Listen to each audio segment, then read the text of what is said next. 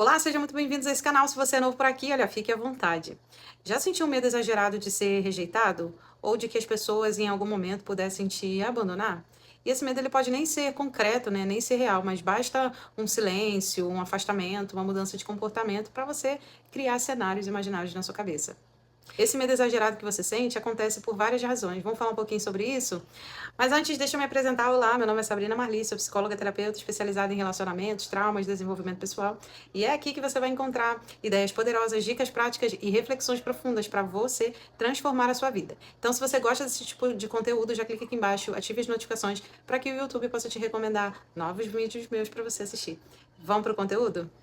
O nosso medo de ser rejeitado ou abandonado está muito vinculado, ligado à maneira como a gente aprendeu sobre vínculo, sobre pertencimento, sobre segurança. E sentir que as pessoas se importam e cuidam da gente faz toda a diferença no nosso desenvolvimento e na maneira como a gente vai se sentir amado. E também vai impactar diretamente na nossa vida adulta. E quando as nossas bases não são consistentes, a gente também aprende.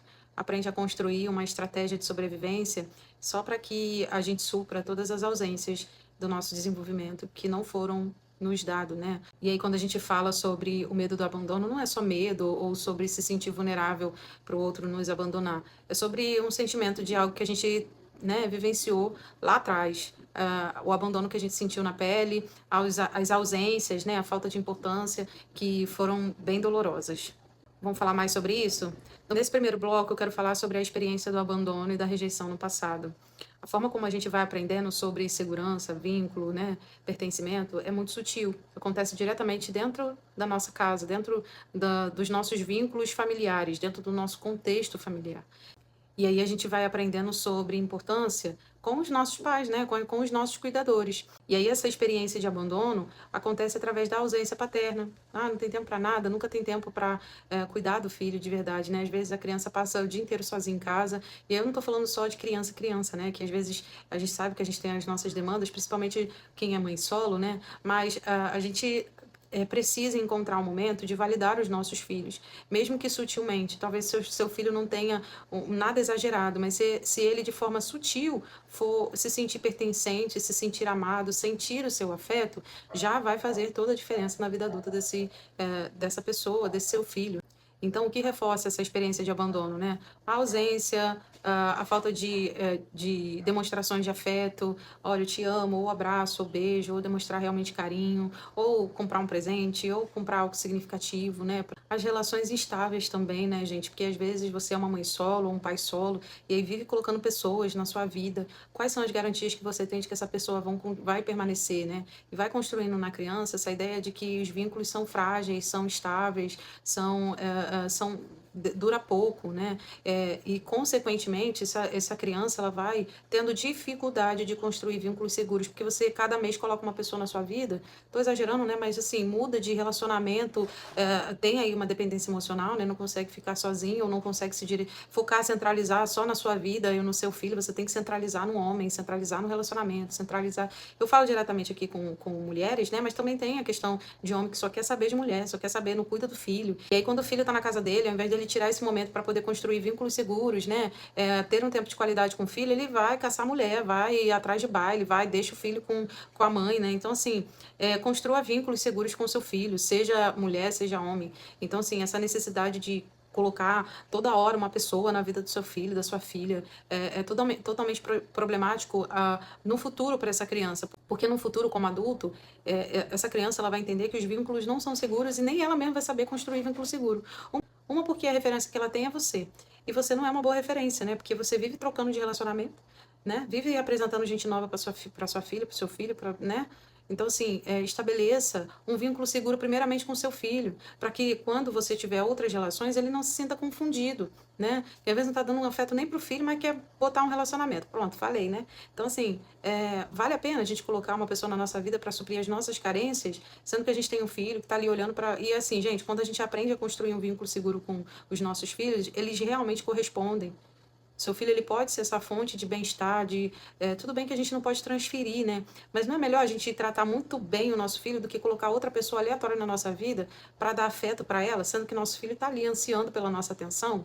Fica essa dica, essa reflexão aí. No próximo tópico eu quero falar sobre a falta de segurança emocional na construção dos vínculos. E aí não é só o que aconteceu com essa criança quando ela era mais nova, mas sobre principalmente o que lhe faltou. A validação emocional, nesse caso, onde ele entende que tudo que ele sente é importante. Se ele chegar chorando, você vai acolhê-lo. Se ele chegar com raiva, você vai tentar interpretar, entender por que ele está com raiva. Se ele estiver chateado, triste, aborrecido, entediado. E aí a gente faz esse movimento de construir os nossos filhos para que eles sejam adultos funcionais. Então, quando falta validação emocional, futuramente, na vida adulta, essa falta, essa ausência, essa escassez vai fazer toda a diferença. O próximo ponto é a previsibilidade. A criança, ela precisa ser construída dentro de uma rotina, dentro de disciplina, dentro de um lar estável. Sempre tem discussões, sempre tem alguém na sua casa discutindo, sempre tem alguém falando alto, sempre tem o lugar de paz da criança que deveria ser, não é nem o seu, que é dirá da criança, né? São muitas discussões, muitos conflitos. Então, assim, a criança, ela precisa ter previsibilidade, ter um lar seguro, um lar estável, um lar que garanta para ela pelo menos segurança, acolhimento, né? Estabilidade, alimento, gente. É aquela coisa das refeições no horário certo, para futuramente não desencadear uma compulsão alimentar, saber ali que o alimento, mesmo que não de uma forma absurda, tem ali, né? Auxiliar a criança inicialmente a construir uma rotina, né? Uma disciplina. Né, horário de dormir, horário de acordar, não, a criança faz o que quer, não tem previsibilidade, né, e aí futuramente ela vai se desenvolver um adulto disfuncional. O último ponto que eu quero falar é sobre a sensação de ser importante e de ter as suas demandas acolhidas. Ser importante para a família, ser acolhido pela família, pelos seus cuidadores, é um processo delicado, né, que vai fazer toda a diferença na vida adulta desse indivíduo. Porque o autoacolhimento, ele é fundamental para a gente, né? A gente aprender a se autoacolher. Mas quando a gente é criança, a gente tem dificuldade de fazer isso sozinho, né? E é por isso que a gente recorre a um adulto. E aí quando a gente fala, ai, fulano, também não quero saber não. Ninguém mandou você fazer isso. E aí a criança, ela vai sentindo que não é importante para sua família, e muito menos as suas demandas, né? E aí ela não vai sendo acolhida.